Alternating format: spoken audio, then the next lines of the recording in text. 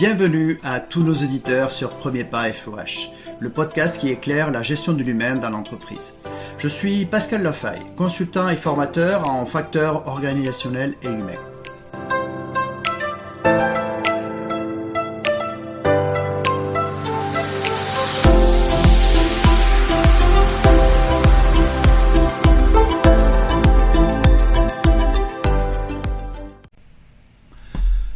Bonjour à toutes et à tous dans ce nouvel épisode de podcast. Donc aujourd'hui on va parler de l'étude ECOR. Mais avant de déflorer un peu ce sujet-là, pour les personnes qui ne me connaîtraient pas, donc je suis Pascal Lafaille. J'interviens dans les entreprises pour les aider à mettre en place ou à améliorer la gestion de la prévention des risques professionnels.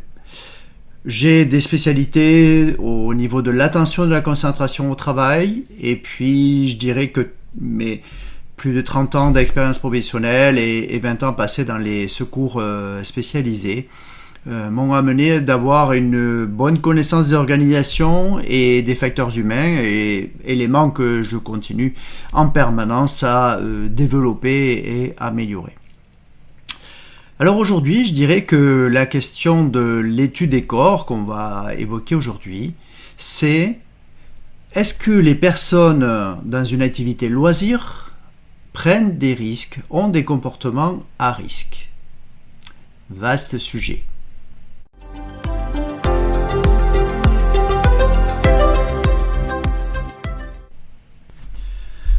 Je me suis posé depuis des années des questions sur est-ce qu'il y avait un lien entre nos activités loisirs et nos activités professionnelles.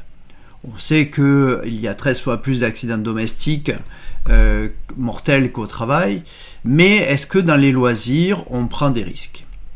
Donc beaucoup d'études, dont nous pourrons reparler, montrent bien que 80% des décès arrivent à des personnes expertes et confirmées, des chiffres que l'on retrouve aussi dans le monde du travail, parce que c'est des chiffres qu'on retrouve dans les personnes qui ont 40 à 60 ans ont à peu près ces mêmes taux, entre guillemets, sont parmi les personnes qui décèdent le plus.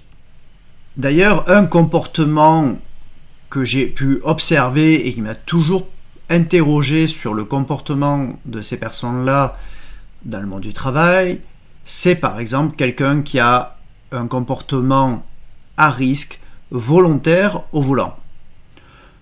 Je prends l'exemple d'un demi-tour à 100 mètres d'un rond-point. Je prends l'exemple d'une personne qui, à la sortie d'un périphérique, va prendre la route qui mène à gauche pour passer au feu vert alors qu'elle veut aller à droite, avant les voitures qui vont, elles, être au feu rouge bloquées à droite, et elle va leur passer devant. Je me dis, cette personne-là, comment, dans le monde du travail, elle va se comporter, et notamment dans les domaines de la sécurité. Et c'est d'ailleurs toute la difficulté d'un responsable par exemple HSE ou d'un dirigeant dans une entreprise plus petite, c'est que les comportements externes d'une entreprise, d'une personne, peuvent se retrouver exactement dans l'entreprise en termes de sécurité. Et il est très difficile d'intervenir sur la partie externe. Mais mieux peut-être connaître la partie externe de l'entreprise va nous permettre d'avoir des leviers internes. D'où l'idée de cette étude ECOR que j'ai lancée en 2017. Alors juste avant de vous parler de un peu l'historique de cette étude, eh bien sachez que je travaille sur justement une analyse plus ciblée des résultats de cette étude pour faire des liens avec le travail, en tout cas des pistes de réflexion pour vous dans le monde du travail. Alors, comment ça m'est venu de faire cette étude-là? En 2017, alors que j'étais sur une formation qui regroupait les intervenants en prévention et sécurité de la Fédération de montagne d'escalade, nous étions à Fontainebleau, au centre sportif de l'armée, et une des intervenantes, Cécile Marta de l'université d'Aix-Marseille, docteur en psychologie du sport, m'avait vraiment intéressé, m'avait vraiment interpellé dans son approche comportementale. Et très très vite, je lui ai proposé de réfléchir à faire une étude auprès de la fédération, puisque nous avions un vivier de pratiquants assez important, et puis des relais autant chez les pratiquants fédéraux que les pratiquants de l'escalade dans le domaine personnel hors fédération. D'où la création, le lancement de cette étude, l'idée de cette étude fin 2017. Mais comme toute étude, cela prend beaucoup de temps. Il y a des études qui sont encore plus longues, qui peuvent prendre 20 ans, 30 ans. Eh bien, nous avons lancé cette étude très très vite, en 2018, où nous avons conçu un questionnaire pour pouvoir obtenir des résultats. Et ce qui a été extraordinaire, c'est que une fois qu'on a eu testé auprès d'échantillons et ajusté ce questionnaire, nous l'avons lancé auprès de la fédération et des acteurs partenaires, des revues et autres qui ont relayé ce questionnaire. Et très très très vite, en quelques jours, nous avons obtenu des résultats. Et ce qui est très intéressant dans cette étude, c'est que l'échantillon, c'est quand même 3919 grimpeurs, je veux dire, qui sont retenus, grimpeurs et grimpeuses bien sûr, qui sont retenus pour cette étude. Donc un échantillon assez large qui nous permet d'avoir une analyse assez intéressante de ces comportements à risque en escalade. Alors, dans ce podcast, je ne vous ferai pas tout le détail de cette étude. Je vous inviterai, je vous mettrai des liens dans la description de cette étude. Mais il y a deux parties. Une partie 1 qui a été éditée courant janvier 2020. Donc c'est sur l'analyse des comportements et de l'accidentologie. Et puis une deuxième partie qui a été sortie en septembre 2022, où là c'est la suite de la première, mais avec des mécanismes des accidents liés à la chute, les facteurs psychologiques aussi associés à ces comportements. Alors, qui sont les participants à cette étude ? Enfin, en tout cas, les auteurs de cette étude. Eh bien, principalement, deux auteurs scientifiques et qui sont vraiment la caution de cette étude, qui sont Cécile Marta et Maxime Luigi, qui ont beaucoup travaillé sur la partie études psychologiques, la conception statistique de cette étude et les résultats. Donc très intéressant. Et puis des techniciens, des gens de terrain, en l'occurrence Sylvie Viens et Thierry Viens, cadre technique de la Fédération de montagne d'escalade. Et puis moi-même qui à l'époque était correspondant en santé-sécurité pour la région Occitanie. Et nous avons tous les 5 travaillé à cette étude et aux résultats de cette étude. Alors premièrement, là, nous sommes en train de parler d'escalade, donc qui est une activité reconnue comme une activité à risque, voire par certains même une activité extrême. Il faut relativiser les pratiques d'escalade aussi, parce que en salle et dans des fédérations encadrées, cette pratique est une pratique sûre, même si effectivement il y a des éléments indispensables à acquérir pédagogiquement dans un club ou dans sa propre pratique. Et c'est ces éléments-là que nous avons évalués dans cette étude. Deux éléments apparaissent importants au niveau de la conclusion de la première partie de cette étude. C'est que l'accident, à un moment donné, il est inévitable, il arrive. Alors l'accident est plus ou moins grave, mais il arrive quelque part.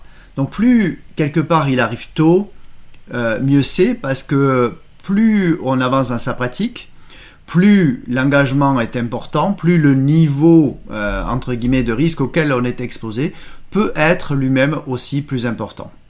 Le fait d'avoir entre guillemets rencontré l'accident ou quelques blessures des fois assez tôt peut agir sur le fait de changer son comportement dans le temps. Un autre point qui est important, c'est d'apprendre les bons gestes et surtout de les remettre en question fréquemment. C'est-à-dire j'aime bien utiliser, vous savez, la notion de bonne ou mauvaise habitude. Une mauvaise habitude, c'est une bonne habitude qui a dérivé progressivement dans le temps, jour après jour.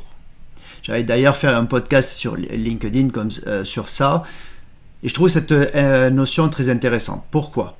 Parce que si on est capable régulièrement de refaire le point par rapport aux standards attendus, eh bien, on a moins de chances de faire dériver notre bonne habitude vers une mauvaise habitude. Parce que cette mauvaise habitude, eh bien, en fait, on va l'apprendre jour après jour, petit à petit, sans s'en rendre compte.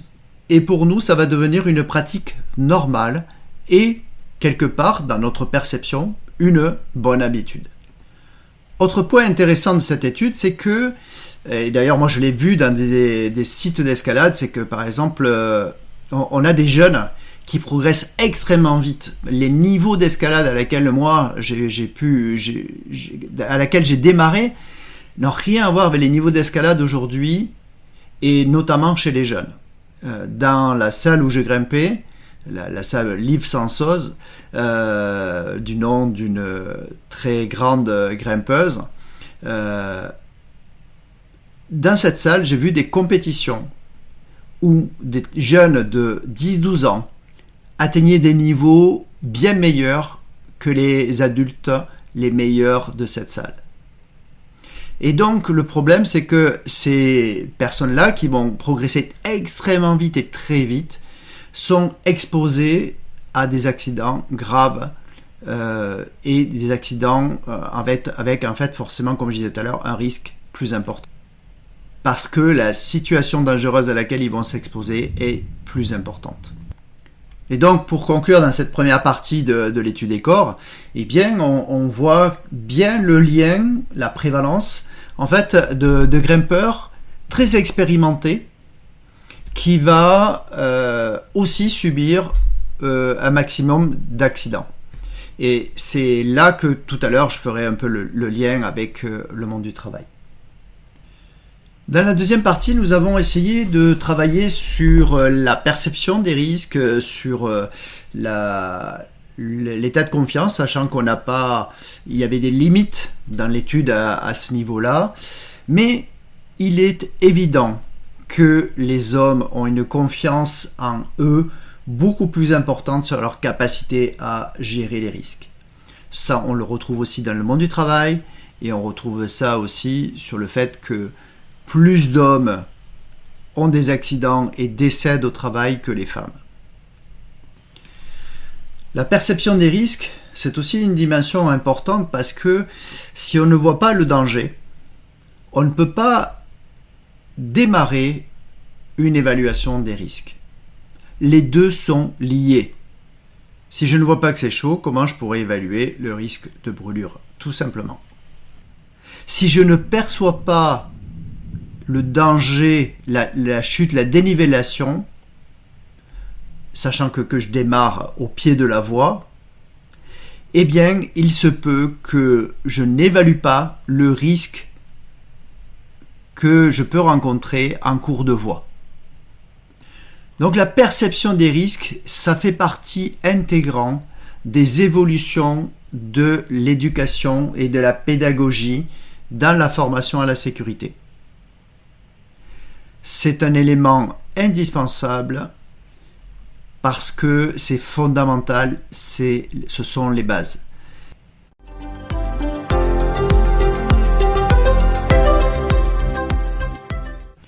Comprendre les facteurs humains et les facteurs organisationnels, c'est vraiment important pour améliorer leur gestion. Et pourquoi j'ai initié cette étude en 2017 ? C'est parce que ça faisait plusieurs années que j'observais que chez les jeunes, par exemple, les jeunes adultes qui avaient des accidents graves en montagne, nous avions un lien avec justement cette perception des dangers et cette capacité à évaluer les risques d'un danger qu'ils n'avaient pas identifié. Donc ça, c'était un élément important. Donc c'est pour ça que on a fait cette étude-là. Bien sûr, c'était intéressant au sein de la pratique, mais moi j'avais aussi une vision derrière d'entreprise et donc je vais travailler justement à faire des liens plus précis justement sur ces phénomènes de perception et comment pour essayer de vous donner des clés pour améliorer encore plus vos formations, votre accompagnement en matière de sécurité. Mieux on comprend l'humain dans l'organisation, meilleures sont les solutions que l'on peut mettre en place qui permettent de gérer cet humain. Et donc, meilleures sont ces solutions, meilleurs sont, je dirais, les coûts, dans le sens économie de coûts, parce que on va aller à l'essentiel, on va être dans le plus efficace, à condition bien sûr de viser à moyen long terme, c'est-à-dire que si on veut juste cocher des cases à court terme, eh bien ce sont des solutions qui fonctionnent bien sûr, mais qui ne sèment pas de graines dans le temps.